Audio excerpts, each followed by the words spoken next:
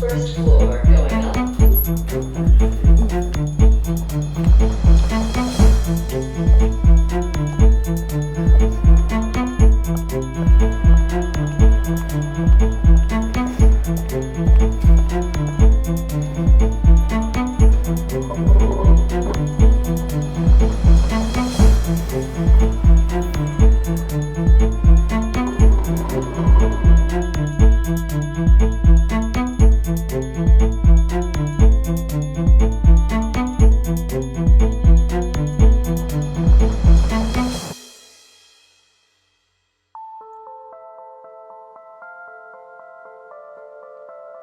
On the morning of February 5th, 2016, employees of the Hollywood Presbyterian Medical Center found their computers locked and frozen.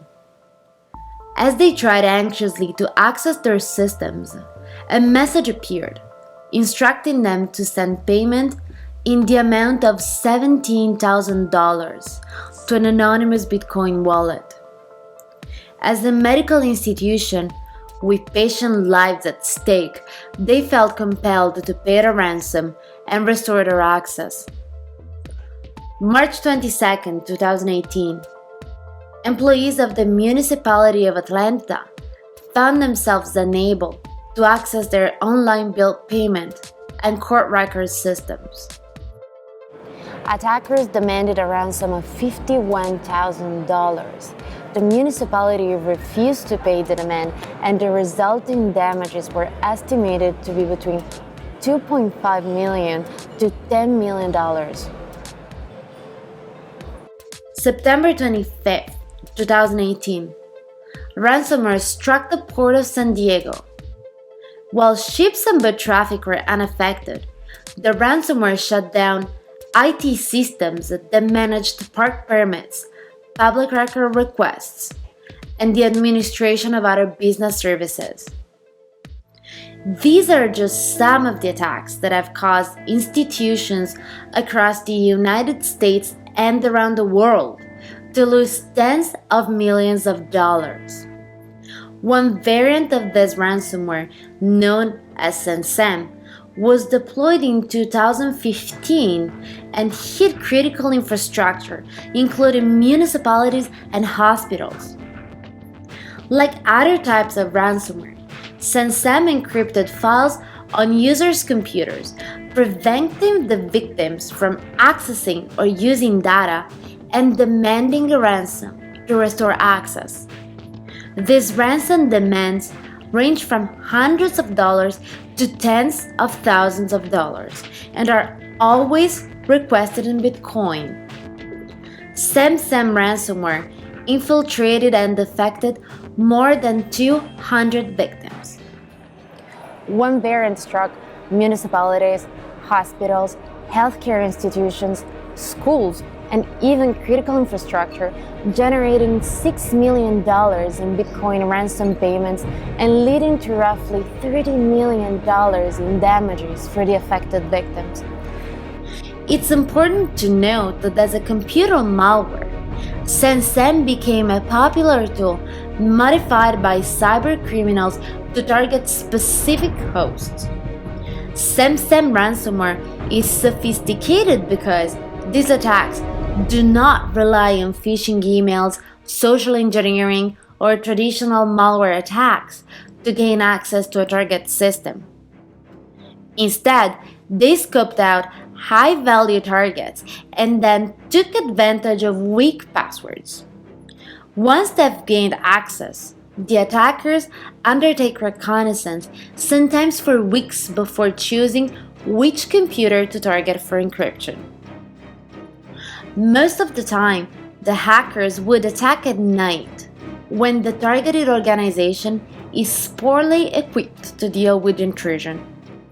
SamSam's code is also updated frequently to avoid antivirus detection and other endpoint defenses. Attackers give a deadline to pay the ransom and frequently set a time frame of a few days to a week to comply. With sophisticated attacks, file backups are also targeted and deleted before the encryption process is initiated. Surveillance tools are employed to gather information about the breadth of the network, the value of the data, and the value of business-critical files that could be encrypted for ransom.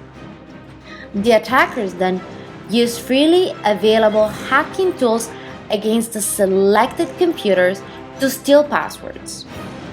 When a target is identified for infiltration, the ransomware is loaded onto one initial computer and then executed to infect all of the target computers accessible on the network.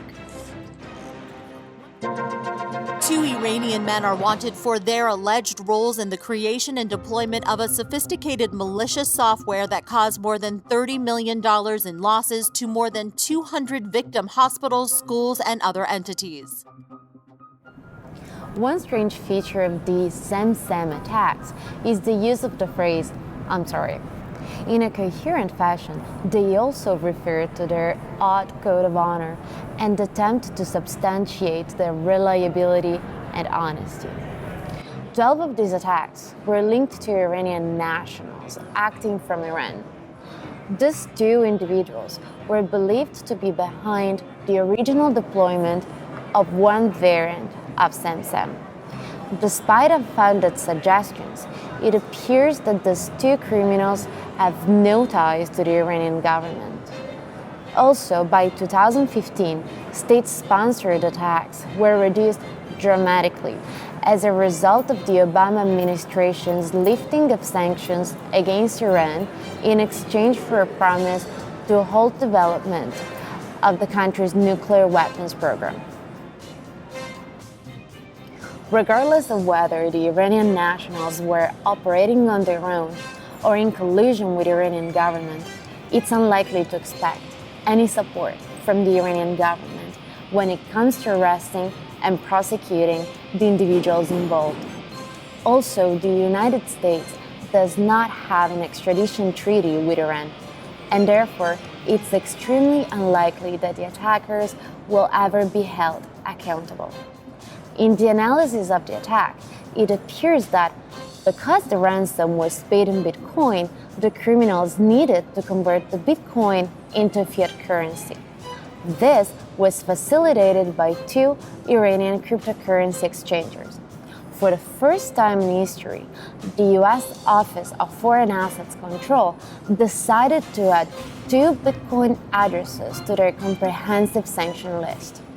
Through an exclusive interview, the first trader pledged his innocence. He claimed that if he were doing criminal activity by himself, he would have gone to more trouble to hide his identity, pointing out that all his information is publicly available on his website. The website of the second trader is currently unavailable. However, it appears to be still active on social media. Despite the absence of a website, the company of the second trader can be traced back to the platform Local Bitcoin, a Helsinki-based peer-to-peer exchange, where the trader maintains a very high level of trust and positive feedbacks. Finally, how can organizations protect themselves against these types of attacks? Firstly, we want to discourage the attack from happening in the first place.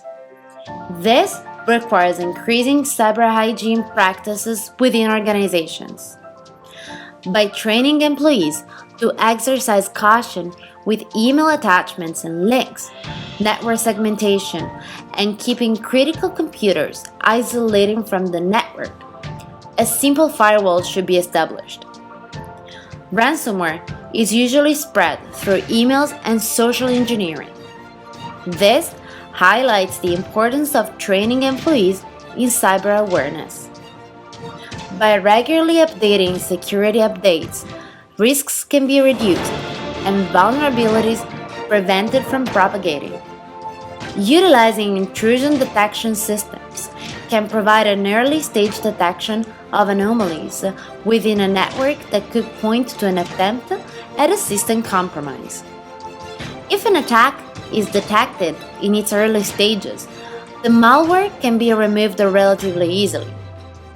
Keeping fail-safe backups in a cloud-based system or off-site is an essential part of modern data integrity protection, which in turn can mitigate the risk of damage from a ransomware attack.